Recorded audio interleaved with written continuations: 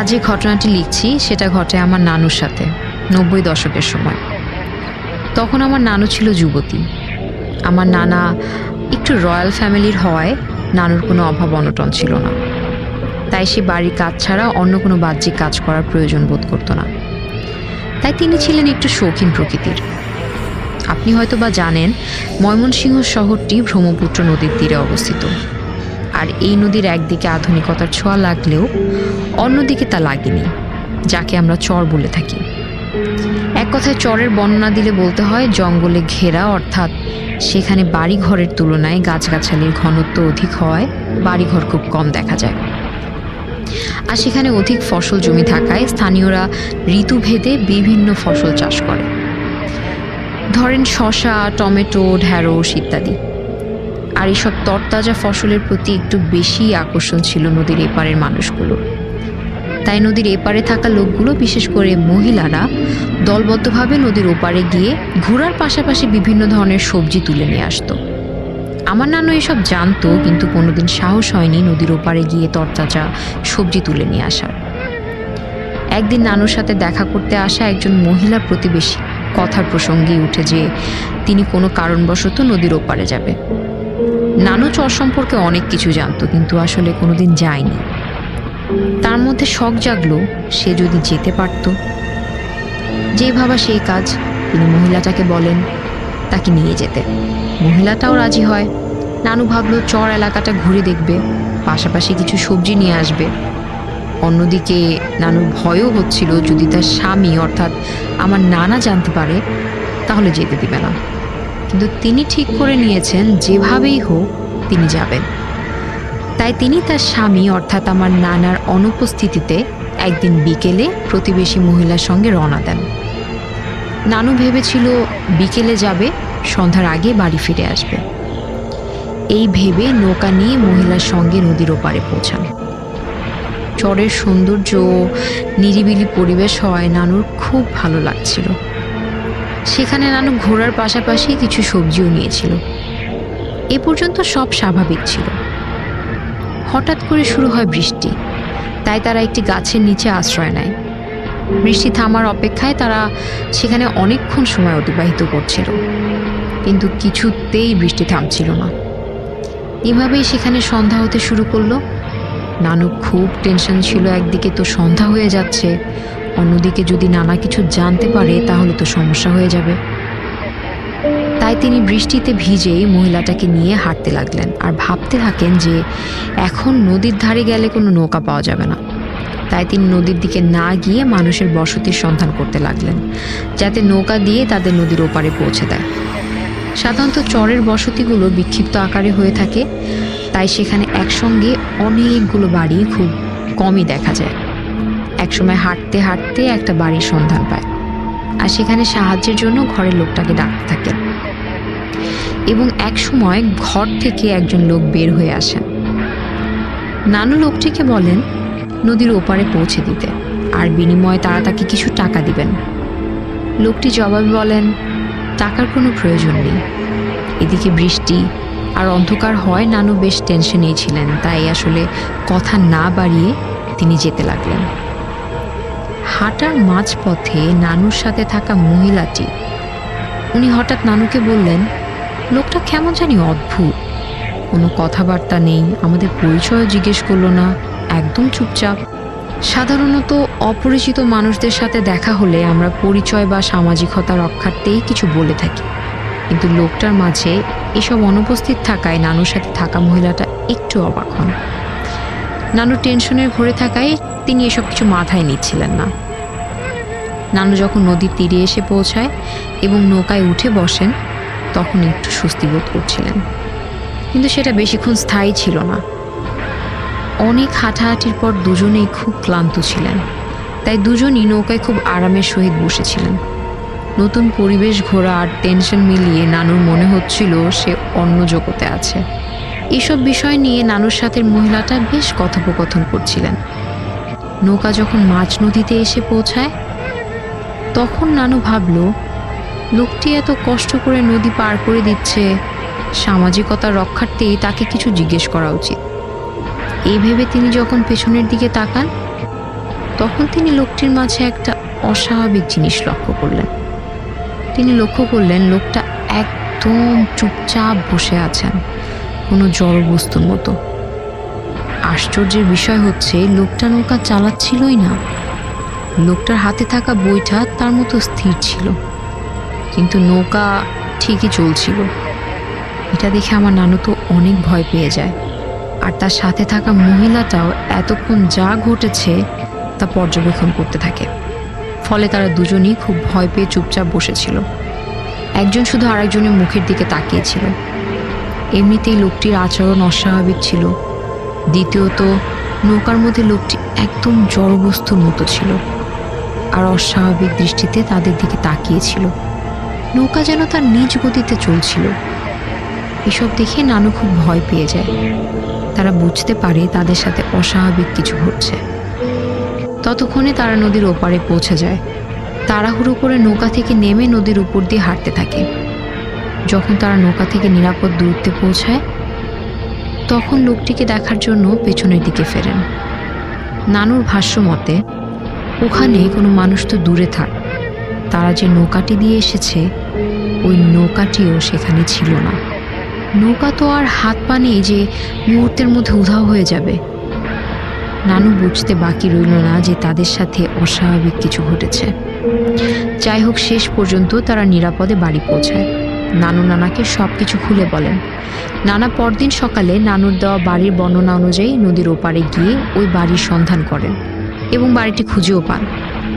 কিন্তু বাড়িতে কেউ ছিল না, একদম খালি। তারপর নানা স্থানীয়দের মাধ্যমে জানতে পারেন যে ওই বাড়িতে সালাম নামের একজন লোক থাকত।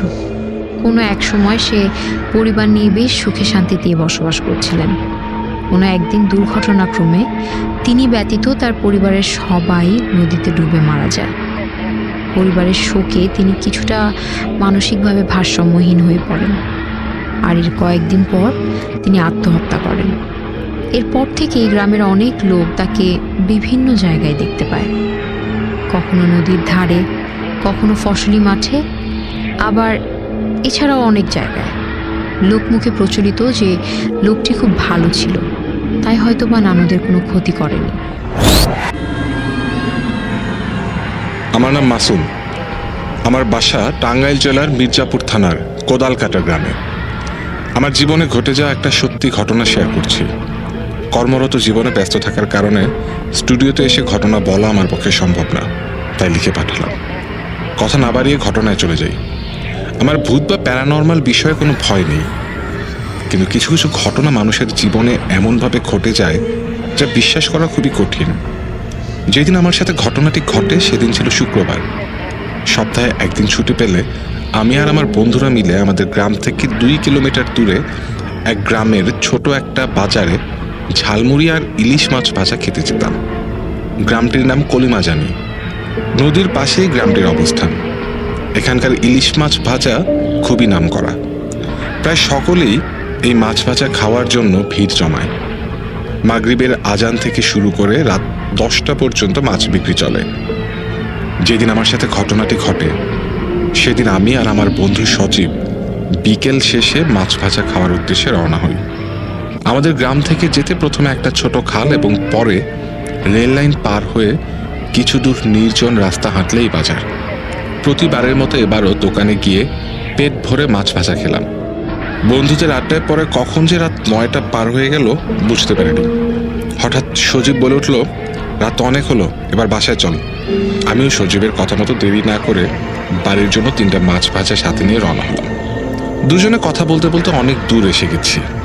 সামনে রেল লাইন, জ্যোৎস্নার হালকা আলোতে কিছুটা দেখা যাচ্ছে রাস্তা।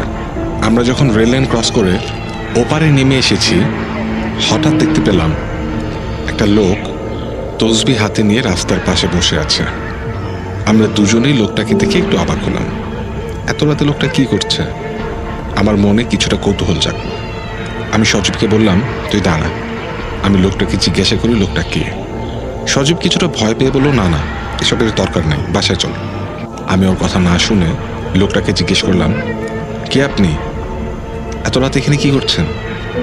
লোকটা আমার কথার কোনো জবাব দিল না। আমি 2-3 বার বলার পরেও কিছু বলল না। তাই আমি চলে আসলাম। কিন্তু কয়েক পা পেছনে আসার পরেই লোকটা বলে উঠল, সামনে বিপদ আছে, দেখে যাস। এই কথা শুনে আমার মনে একটু ভয় আসলো। তখন মনে পড়লো ইলিশ মাছের কথা। সাথে বন্ধু আছে বিধায় ওই লোকটার কথায় তেমন গুরুত্ব না দিয়ে হাঁটা শুরু করলাম। হাঁটতে হাঁটতে সেই ছোট খালের কাছে আসলাম। এসে দেখি খেয়া পারাপারের সেই লোকটি আজ নেই। দুজন একটু চিন্তায় পড়ে গেলাম, এত রাতে কি করে ওপারে যাব। কিছুক্ষণ অপেক্ষা করার পর দেখি একটা লোক ছোট একটা নৌকা নিয়ে আমাদের দিকে আসছে। দেখি কিছুটা শান্তি পেলাম। আমি বললাম, ও ভাই, আমাদের একটু পার করে দিবেন? লোকটা কথা না বলে নৌকা আমাদের পাড়ে ভিড়ালো। আমরা দেরি না করে দ্রুত নৌকায় উঠে বসলাম। আমরা নৌকার সামনের মাথায় বসলাম, আর লোকটি পেছনে বসে নৌকা বাইছে। জ্যোৎস্নার আলোতে দেখা যাচ্ছে লোকটি একটা কালো চাদর মুড়িয়ে আছে। তার মুখ ভালোভাবে দেখা যাচ্ছে না। আমি জিজ্ঞাসা করলাম, ভাই, আপনার নাম কি? লোকটি কোনো জবাব দিল না। আমার কিছুটা ভয় লাগলো। সজীব বলল, হয়তো আমাদের চিনে না তাই কিছু বলছে না। ততক্ষণে আমরা ওপারে এসে গেছি। আমি পকেট থেকে 10 টাকা বের করে দিতে চাইলাম, কিন্তু সে মাথা নাড়িয়ে না করল। আমিও আর কিছু বললাম না। আমার আগেই সজীব নেমে গেছে, আমি পরে নামলাম। তখনই পেছন থেকে ওই লোকটা ভয়ানক কণ্ঠে বলে উঠল, কিরে, মাছ না দিয়েই চলে যাবি? মাছ দিয়ে যা। এই কথা শুনে মনে হয়েছিল আমাদের দম তখনই বের হয়ে যাবে। এত ভয়ানক কণ্ঠ আগে কখনো শুনিনি। দুজনই সাহস করে পেছনে তাকালাম। পেছনে দেখি ওই লোকটা শূন্যে ভাসছে। দুটি চোখ বেরিয়ে পেটের উপর ঝুলে আছে এবং টাটকা রক্ত পড়ছে। মুখের এমন খারাপ অবস্থা যেন কেউ পাথর দিয়ে মুখটা থেতলিয়ে দিয়েছে। হাত মনে হচ্ছে পচন ধরে মাংসগুলো খসে খসে পড়ছে। এই দেখে আমার বন্ধু সাথে সাথে অজ্ঞান হয়ে যায়। আমি ওকে ওঠানোর চেষ্টা করি, কিন্তু তাতে কোনো লাভ হয় না। যখন দেখি ওই লোকটা আমার দিকে আসা শুরু করলো, আমি মা গো বলে চিৎকার করে দৌড় দিই। কিন্তু আমি দৌড়াতে পারছিলাম না। মনে হচ্ছে পেছন থেকে আমাকে টেনে ধরে আছে কেউ। পেছনে তাকিয়ে দেখি ওই লোকটার হাত আমার প্যান্টের পেছনের পকেটে চেপে ধরে আছে। তারপর আমারও আর কিছু মনে নেই। যখন আমার জ্ঞান ফিরে আসে, তখন আমি আমার বিছানায় নিজেকে আবিষ্কার করি। মাকে জিজ্ঞাসা করলাম কিভাবে এখানে এলাম, সজীব কোথায়। উত্তরে যা শুনি তাতে আরো ভয় পেয়ে যাই। যখন রাত 12টা পার হয়ে গেছে তখন পর্যন্ত আমরা বাসায় ফিরিনি। বাসার সবাই চিন্তায় পড়ে যায় যে এখনো কেন ফিরছি না। তাই বাবা মা আর সজীবের বাবা মা একসাথে হয়ে আমাদের খুঁজতে বের হয়। খুঁজতে খুঁজতে একসময় খালের পাড়ে আসে। প্রথমে তাদের চোখে যেটা পড়লো, দেখলো যে সজীব খালের পাড়ে অজ্ঞান অবস্থায় পড়ে আছে। এই দেখে সবাই চিৎকার শুরু করে, আর তারা ভাবে হয়তো আমার সাথে আরো খারাপ কিছু ঘটেছে। তো তারা আমাকে আরো দ্রুত খোঁজার চেষ্টা করে। হঠাৎ কিছুক্ষণ পরে দেখে আমি পাশের এক জমিতে অর্ধেক গাড়া অবস্থায় পড়ে আছি। এই কথা শুনে আমি প্রচন্ড ভয় পেয়ে গেলাম। কি করে আমি ওখানে গাড়া অবস্থায় ছিলাম? আমি সবাইকে আমার সাথে কি ঘটেছিল তাই বলি। সবাই ভয় পেয়ে আমাদের গ্রামের এক হুজুরকে নিয়ে আসে। হুজুর আমাদের ঘটনা শোনার পর আমাদের দুজনকে দুটো তাবিজ দেয় আর বলে আমরা খারাপ জিনের পাল্লায় পড়েছিলাম, তারাই আমাদের সাথে এমন করেছে।